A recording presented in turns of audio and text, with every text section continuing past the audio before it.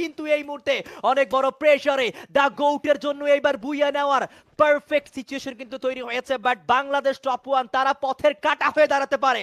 Team decay থেকে একজন player এখনো পর্যন্ত জীবিত। Yes, Bangladesh top one versus the coach right now. সেরা নাকি বাংলাদেশের টপ ওয়ান, কে জিতবে?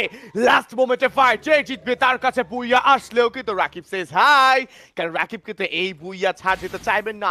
রাকিবের পজিশনে খুব ভালোই আছে এবং ব্লকার প্রবাবলি একটা ছুড়ে দেওয়া হয়েছে AN94 ওপোনেন্টকে উদ্দেশ্য করে। পারফেক্ট ক্যারেক্টার ইউটিলাইজেশন আমরা দেখতে পারবো।